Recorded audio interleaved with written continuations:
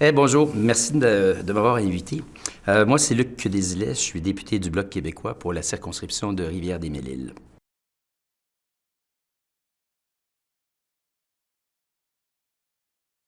Pourquoi je me suis porté candidat aux élections? Dans mon cas, c'est un contexte un peu particulier. Je n'étais pas destiné à ça. C'est un peu un concours de circonstances. Après ma carrière de directeur d'école, je prenais ma retraite et je travaillais à trouver un candidat pour ma circonscription avec une équipe. Ça ne s'est pas passé comme on le souhaitait. Alors, à un moment donné, on m'a pointé du doigt. Et pourquoi, Luc, tu n'y vas pas?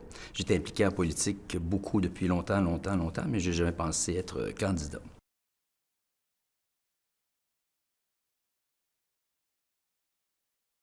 Ben, quelle est ma plus grande fierté en tant que député? Je vous dirais, ma plus grande fierté, c'est d'être député.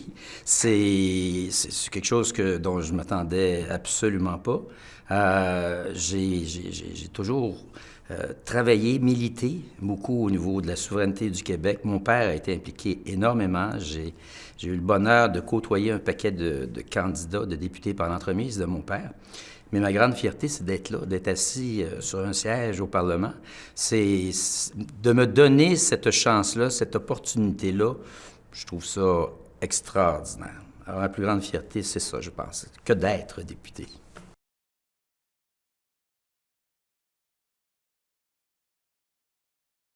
Ce qui me motive à me rendre au travail, je vous dirais, c'est un paquet de facteurs. La diversité du travail, quand on est député, autant dans la circonscription qu'au Parlement. Les choses inattendues, les éléments nouveaux avec lesquels je dois faire des apprentissages.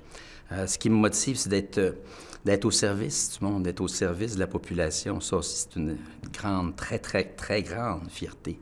Alors, je le fais pour moi, c'est sûr, on fait toujours ça pour soi, hein, un boulot à quelque part, mais d'avoir à le faire pour d'autres, puis d'avoir l'impression que ça peut être pertinent, utile, puis qu'on peut laisser une toute petite trace. Je pense que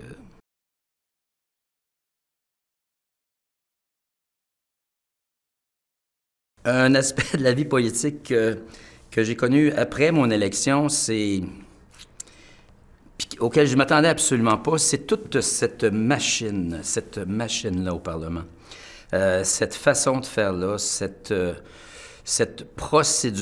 procédurite qui est assez lourde, qui est très grande. Et je ne m'attendais pas à ce que ce soit aussi grand, aussi complexe. Les discours, les questions qui suivent. C'est pas que c'est pas fascinant et intéressant, loin de là, mais il y a énormément d'apprentissage autour de ça. C'est loin du politicien qu'on voit aux nouvelles, là. Quand on est sur une chaise au Parlement et qu'on regarde, qu'on analyse, on s'aperçoit qu'il y a plein de choses en arrivant à la Chambre, plein de choses qu'on ne connaît pas. C'est des apprentissages qui se font en accéléré, ça c'est clair. Mais c'est passionnant.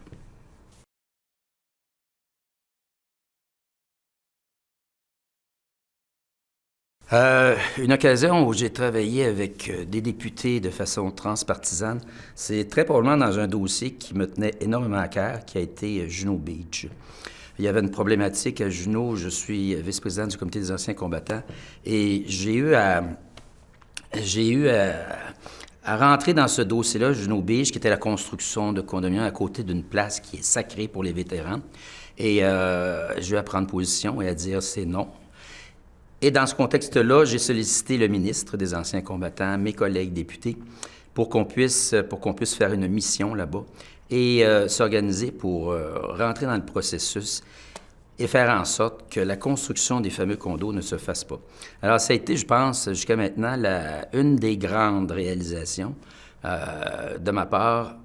Et lorsqu'on parle de transpartisanerie, c'est un bel exemple. Tous les partis d'opposition avec le gouvernement, nous nous sommes ralliés à cette cause-là. On s'est organisé pour que les millions sortent, pour que le terrain soit racheté, qu'il n'y ait pas de construction. Bon. Et aujourd'hui, on est perçus comme des dieux à Juno Beach, là. Mais ça a été un beau travail, transpartisan, encore une fois.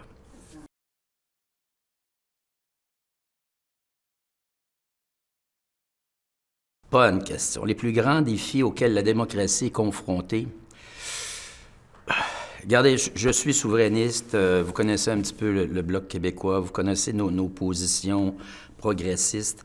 C'est certain que dans notre cas et dans mon cas, c'est énormément l'extrême droite. l'extrême droite qui nous inquiète, qui nous fait peur, la montée de l'extrême droite est un peu partout dans le monde. Pour moi, c'est pas évident, c'est dangereux, c'est risqué. C'est pas une voie, évidemment, qu'on préconise loin de là, mais ça fait partie de mes appréhensions. Il y a ça, puis il y a en parallèle, je vous dirais, tout ce qui est mésinformation, mauvaise information qui circule.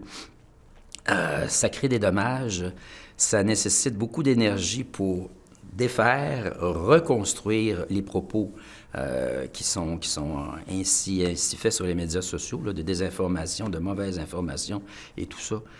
Ça nous guette, et ça nous guettera encore un bon bout de temps, puis c'est à éviter, et c'est un travail au quotidien. On doit avoir les yeux grands ouverts, pour ne pas embarquer dans le panneau.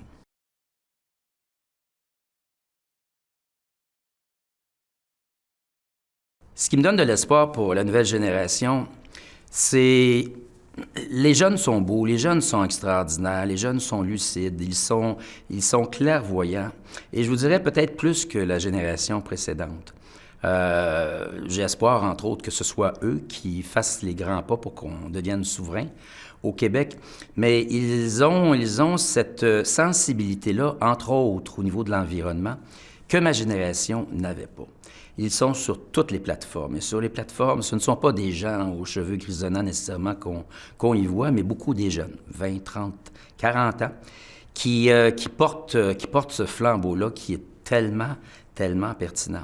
Qu'est-ce qu'on peut imaginer de plus important que l'environnement? Si l'environnement, on n'y fait pas attention, on ne sera plus là dans quelques décennies. Alors, ils sont porteurs, moi je suis hyper confiant qu'ils puissent, à quelque part, faire le travail requis. Ils sont de beaucoup supérieurs à ce qu'on a été, et bravo.